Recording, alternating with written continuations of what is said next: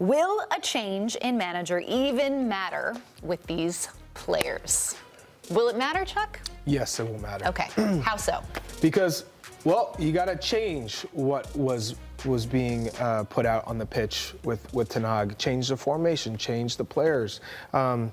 Garnacho was kind of in and out of the team with Rashford. Garnacho has to play. He's been one of your most impactful players. Marcus Rashford, you have to figure out a way to get him going. He is still your probably most influential attacking player when he's Can we still happy say that? and fit. When he's happy and fit, yeah. I'll challenge that. Okay. I agree Rashford's important, don't get me wrong. I think Bruno Fernandes can be your most influential attacking player, given the fact that you're bringing in a manager from Sporting that probably understands him a little bit more. When was the last time we saw Marcus Rashford as that guy, as the most important? For a month? For a month? 2 seasons ago. At 2023, no. For a month from end of World Cup to start of February 2023, a year ago. So it's been a And then minute. that's it. So we're just going to assume it's Ruben Amorim, right? From Sporting? I'm assuming, correct. That's all the rumors Correct. are pointing. He Correct. plays in a 3-4-3. Correct. Right? And that's with a double pivot. So your back three would be, what, Lisandro Martinez? Maguire. De Ligt. Okay. Sure. Maguire comes back. Nice. Or Your even double pivot would be Mazraoui, De Ligt. Mainu Ugarte? Mainu Ugarte, sure. You can even maybe have Delo, right? Play as a center back. Can he play as a center back? He plays as a right back, probably. You have options, maybe not the best options, but there's enough defenders there. So there's players there for your whatever. There's players there for the majority of your system, and then you have a couple forwards. I get it, but there's enough Hold on, players play for along. defense. Yes. Just play along for a second, right? So you have enough players there to have at least the back part of your system. Where's Bruno? Hold on a second. Hold on. You can certainly have your attacking force, right? You have Garnacho and Bruno can play there, and then you figure out who you want as a center forward. You have the players to play in his system. He's also turned Jokic from a nondescript striker into a world-beating striker, right? He had 43 goals last season in all competitions. If he could do that, could he do that with Højlund? Could he do that with Rashford? Potentially, yeah. That's what I'm saying. I mean, he seems like the right choice. At the end of the day, you want a new chef to cook with these ingredients. Amorim seems like the type of guy who can make a better stew than what Ten Hag was doing. Well, that's why he was linked to Liverpool. He was, yeah. For so long. Yeah. Why did all right. he go again? Let's get into our second question because this kind of fits in what we're talking about. This is from @LaForest. Sebastian wants to know, will they finally sell the real problems, Bruno and Rashford? But if they are two of the more important centerpieces of this team, would they even do it at the moment? At the moment, you can't sell them. You want to sell them when they're performing if that's the direction you want to go. So right. If he comes in, the idea is I get Bruno Fernandes and Rashford to play really well. I get them going in the right direction. And then come summer, after a half a season of them performing well, then you can offload them. This is assuming Ruben Amorim is in charge. So I would make the same argument. Let's just say they do get rid of Rashford under any circumstance. I think they can do without Rashford. He hasn't given me enough over a long period of time where I say he is essential.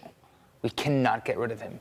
Bruno, for an entire when he arrived to Manchester United, he was Manchester United. What was Rashford in Ten Hag's first season? Yeah, good point. And how many goals did he score? But it feels like I don't know. How many goals did he score? Over 20 in all competitions. How many goals did look up how many goals and assists, goal contributions Bruno Fernandes provided in that year where he just absolutely went off. He carried the team. 21, 22? Around there. But he was No, the years. 21, 22. No, I don't remember exactly which one year it was. Yeah. It was 20 because it wouldn't have been 22, 23, right? Regardless, he was mega influential. Do you know what?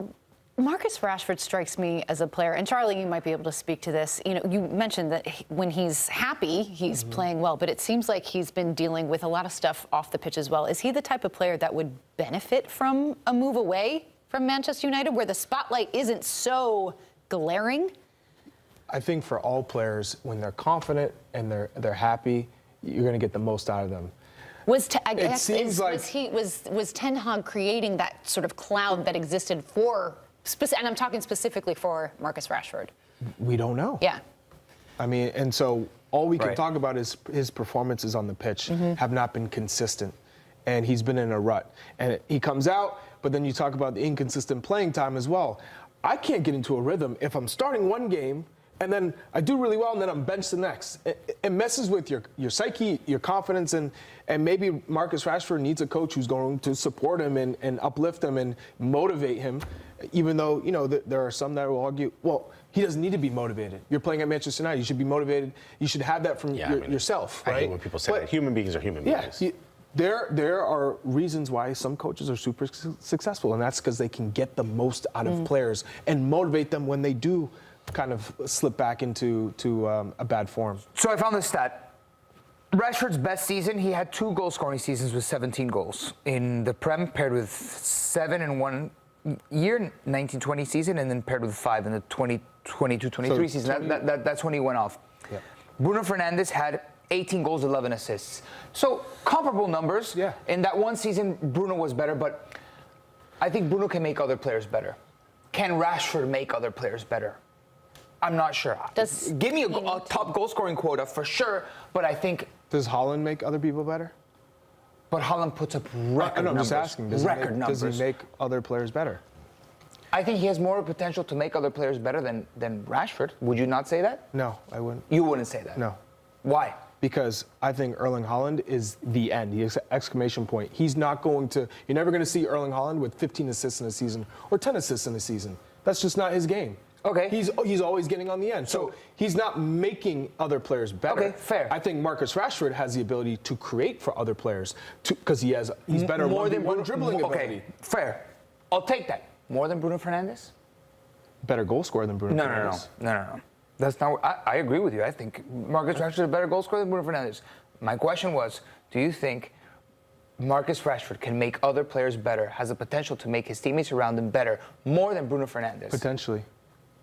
Okay, but yeah. you would side with Marcus Rashford in that case. I would take a player who has more to give you with more years, given their age, than what Bruno Fernandes has done so far. Let us know who you vote for, yeah, Charlie or We're Nico. gonna put up a poll. All right, next question.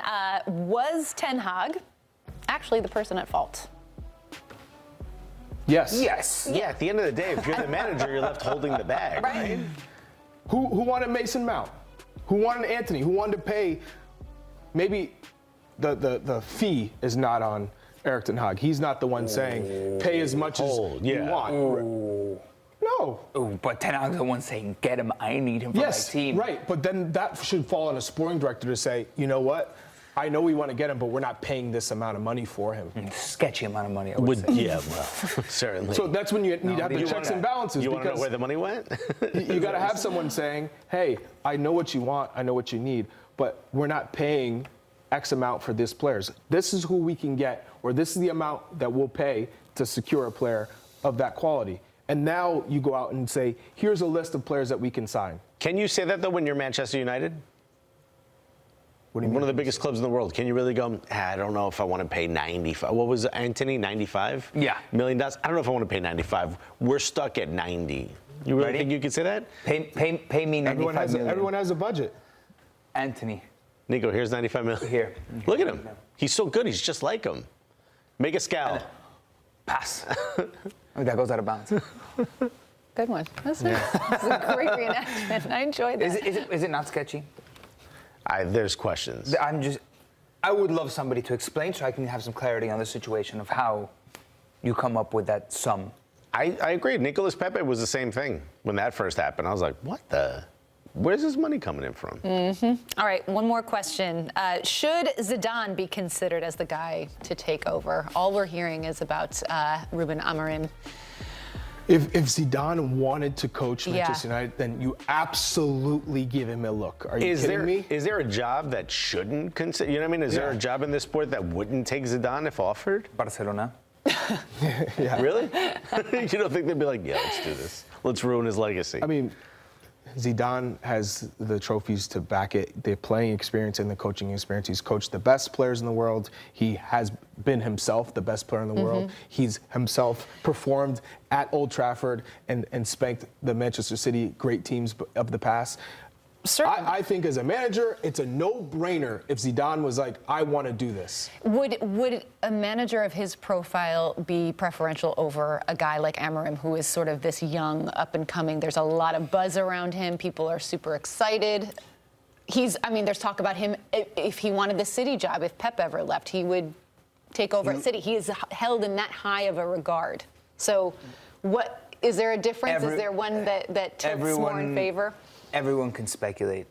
It's just when you ask a financial advisor to predict a stock, they'll tell you on Tuesday after the stock drops, and everybody's an expert afterwards, you know, because hindsight is 20/20. Zidane might work, Zidane might not work. It's less of a risk. Zidane has a proven track record at the elite level. Amorim might work just as well. You have to decide as a club which path you want to go down. That goes back to identity, which Charlie always talks about in this Manchester United side that has not had an identity under Erik Ten Hag. The trend in Premier League is to go younger. We're seeing, Fabian Hurtzler's 31, 32 years old, right? And it's also to go to not manager, but head coach, someone who is willing to work with a committee, not make all the decisions, be omnipotent. For that, I don't know if Zidane wants to be that. So for me, I'd say Ruben Amorim fits a little better.